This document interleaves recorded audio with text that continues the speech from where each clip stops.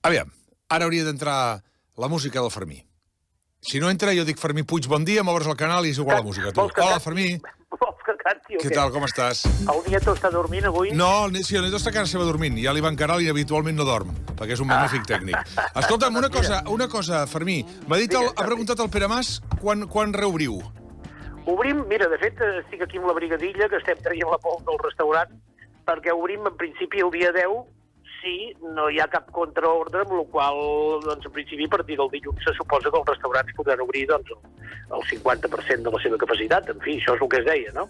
Si no hi ha contraordre amb això, nosaltres el dimecres dia 10 estarem a punt de salvar. Bueno, ja ens ho explicaràs, el 50%, Dius que haureu de fer?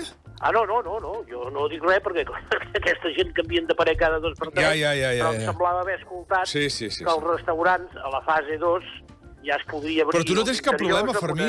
El teu restaurant té cap problema, perquè compleix la distància de seguretat, però vaja, claríssim.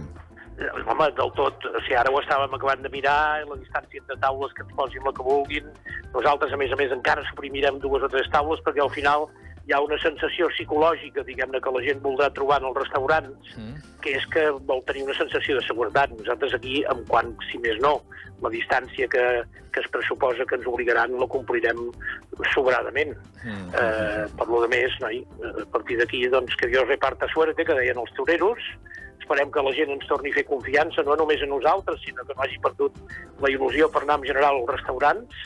El període que hem viscut en termes generals per tota la societat ha estat dantesc, no ho podia imaginar ningú, i ara la primera prioritat és tornar-ho a fer, si convé, millor del que ho fèiem i preservar el negoci. Ara es tracta no de defensar el marge, sinó de defensar la viabilitat del negoci. Molt bé. Anem al que farem avui, que eren tard, que és bacallà amb mel. Això deu ser... Escolta, saps que tinc un tros de bacallà per poder fer, i que ostres, encara quan m'han dit avui que havíem de fer bacallà amb mel, he pensat que escoltaré més atentament del que és habitual. Escolta, jo només t'explico 30 segons, perquè és que la recepta dura 15 segons. Què dius? Això és un plat ja... El Jaume Fàbrega, que és el gran coneixedor nostre de la cuina nostra des de l'època greco-romana, sap que això és un plat que ve dels monestirs, en principi, i aquesta combinació del salat i el dolç és extraordinària. El bacallà era, d'alguna manera, el peix que va canviar el món, pràcticament, i era el que es podia menjar a l'interior. Vosaltres agafeu bacallà de salat. Escolteu, quan jo dic de salat, feu-me el favor, que últimament anem a les bacallereries i la gent es pensa que el bacallà s'ha de menjar fat. Una cosa és que li hagi fet les aigues pertinents, però ha de ser una mica pujadet de sal, sempre, No badeu amb això, Per tant, agafes morro, que us el tallin amb tranxes més o menys així com de 2 dits juntats, de 4 o 5 centímetres, que us facin unes tranxes maques, les que vulgueu per persona, perquè aquí la preparació és molt elemental, molt senzilla i extraordinària. Pareu atenció, heu d'agafar un bol, heu de posar més o menys, si estiguéssim parlant per 4 persones, més o menys 80 grams de farina, 80-100 grams de farina, i heu de tirar algo més d'un decilitre d'aigua i 3 o 4 cullerades de mel, ben maques.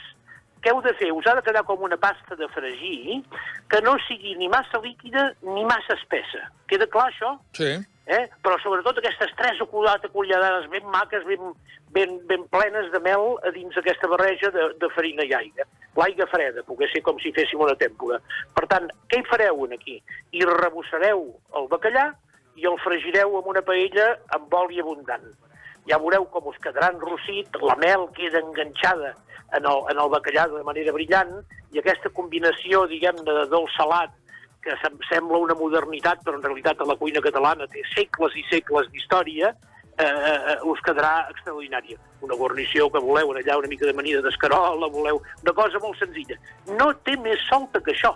Em sembla que és el plat més senzill que he pogut explicar en tots aquests anys que portem plegats, però el qui ho provi veurà que és un bacallà amb mel i el bo que és. Bacallà amb mel,